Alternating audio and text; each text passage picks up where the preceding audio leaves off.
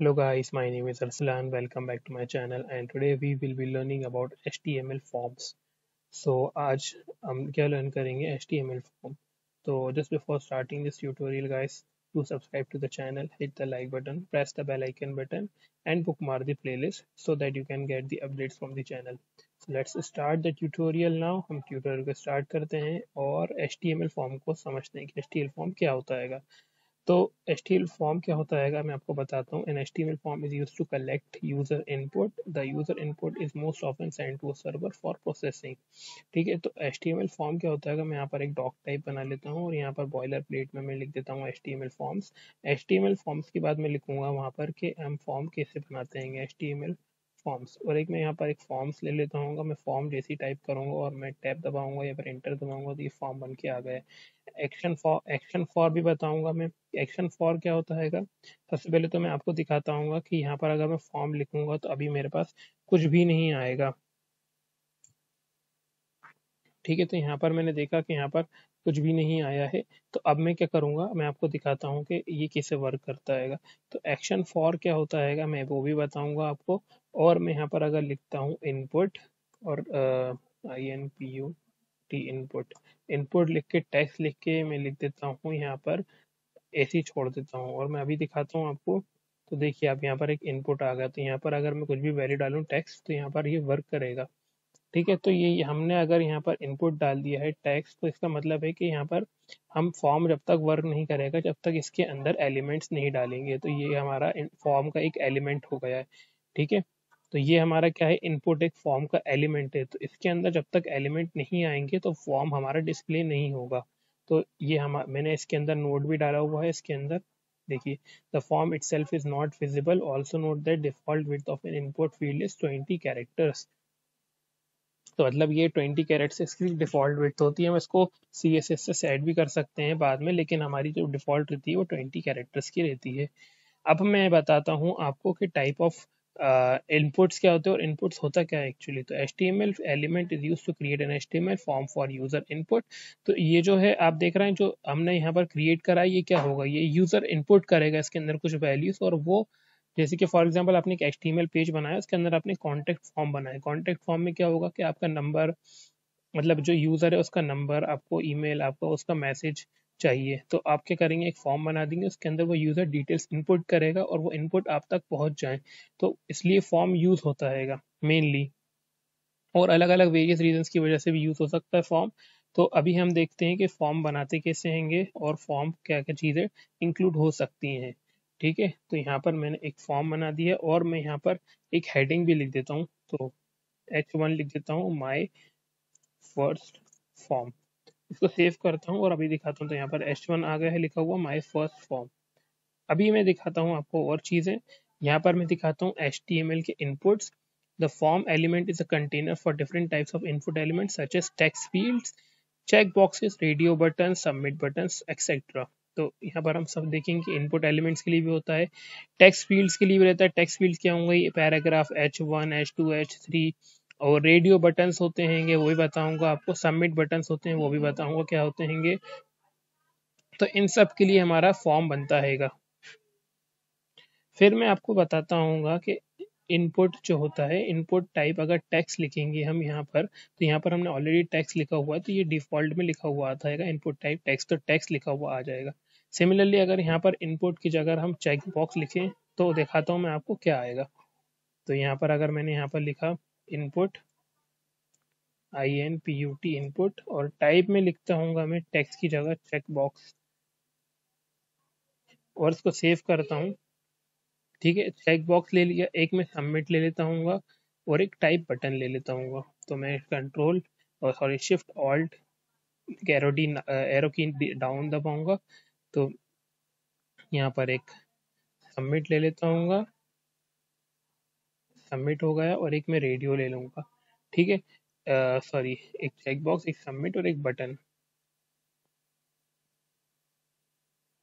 एक बटन ले लेते हैं. तो अगर मैं इसको ऐसे करूँ और इसको सेव करके मैं दिखाऊँ आपको, तो देखिए आप यहाँ पर एक चेक बॉक्स भी बना हुआ आ गया. ये चेक बॉक्स रहेगा, ये हमारा सबमिट बटन भी आ गया इनपुट जो है, और ये हमारा इनपुट जो है टेक्स्ट आ गया है. और यहाँ पर अगर आप देखेंगे तो ये हमारा रेडियो बटन है, सॉरी ये हमारा क्या है, बटन हैगा, एक सबमिट हैगा, एक बटन हैगा और एक चेक बॉक्स है, एक टेक्स्ट है। तो हम 4 तरीके से इनपुट हम डाल सकते हैं, ठीक है। और इनपुट किस लिए यूज होता है, इनपुट इसलिए यूज होता है कि हम यूजर से डिटेल्स ले सकें, ठीक है। तो अभी हमने क्या देखा कि इनपुट्स की क्या क्या टाइप्स हो सकते हैं, ठीक है। तो गाइस अगर आपको ये याद नहीं हो सकते तो कोई दिक्कत की बात नहीं है, कोई प्रॉब्लम नहीं है, ये आप हमेशा गूगल से सर्च करके या आप किसी और सोर्स से आप इसको ले सकते हैं, इसको याद करने की जरूरत नहीं है, वे प्रैक्टिस ये आपको याद हो जाएंगे ऑटोमेटिकली, ठीक है। तो अब हम बात बताएंगे कि हम लेबल क्या होता है, लेबल। लेबल अगर हम यहाँ पर बनाएं, इसको मैं कमेंट आउट कर देता हूँ और यहाँ पर मैं लिखता हूँ, अभी देखिएगा आप टेक्स्ट जो है हमारा खाली, इतना खाली खाली सा आ रहेगा। और अगर मैं चाहता हूँ कि ये चीज़ हमें चाहिए नंबर, मीन्स हमें यहाँ पर नेम, फर्स्ट नेम बताए हमारा, तो मैं क्या करूँगा, यहाँ पर एक लेबल लिखूंगा, label for F name for stand for first name, first name, और इसको मैं सेव करता हूँ, ठीक है। अभी मैं दिखाता हूँ आपको, यहाँ पर ये फर्स्ट नेम लिखा हुआ आ गया है। अगर मैं इसको ऊपर लेना चाहूंगा तो यहाँ पर मैं बी आर लगा दूंगा, मीन्स लाइन ब्रेक आ जाएगी यहाँ पर, और इसको देखिएगा अभी नीचे इसके आ जाएगा, ठीक है। ये फर्स्ट नेम आ गया है। तो लेबल क्या करता है कि हमारा ये इनपुट है, इसको लेबल कर दो फर्स्ट नेम से। सेकंड अगर हम यहाँ पर चाहें तो मैं इसको सेकंड करने के क्या करूँगा, शिफ्ट ऑल्ट एरो की डाउन से मैं इसको एक और ले आऊंगा और यहाँ पर लास्ट नेम लिख दूंगा और यहाँ पर मैं लास्ट नेम लिख दूंगा, लास्ट नेम। तो अभी देखिएगा आपकी लास्ट नेम से लिखा हुआ आ जाएगा यहाँ पर। तो ये हमारा लास्ट नेम आ गया, यहाँ पर एक और बी आर लगाऊंगा मैं ताकि ये लाइन ब्रेक हो जाए यहाँ पर, और इधर पर भी एक बी आर लगाऊंगा क्योंकि ये लाइन ब्रेक हमें यहाँ पर भी चाहिए। तो अभी मैं इसको क्लोज कर देता हूँ और देखिएगा ये हमारा एफ नेम आ गया, ये लास्ट नेम आ गया, ठीक है। तो ये होते हैं हमारे लेबल्स, ये लेबल्स हमें लेबल कर रहे हैं कि ये वाला इनपुट किसके लिए लेबल करो, ये वाला इनपुट किसके लिए लेबल करो। बी आर क्या कर रहा है, लाइन ब्रेक कर रहा है। तो ये होते हैं हमारे लेबल्स। एक बार हम रीड भी कर लेते हैं कंटेंट को। तो label element is useful screen readers users, जो जैसे कभी हमने देखा कि ये स्क्रीन रीडर्स जो होते हैं इनके लिए हेल्प करता है इसको इनपुट को रीड करने में, because the screen reader will read out loud the label when the user focus on the input element. The label element also help user have difficulty clicking on very small regions such as radio buttons or check boxes, because when the user clicks the button with the text within the label element, it toggles the radio button.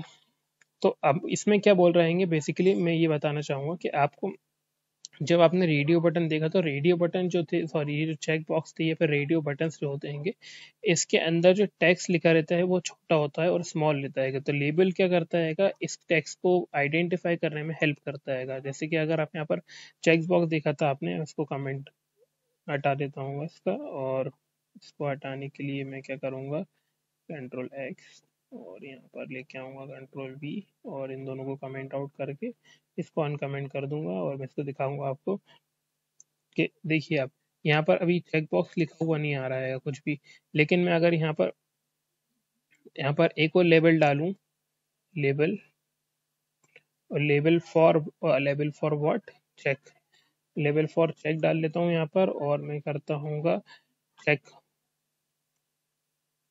CHECD, checked.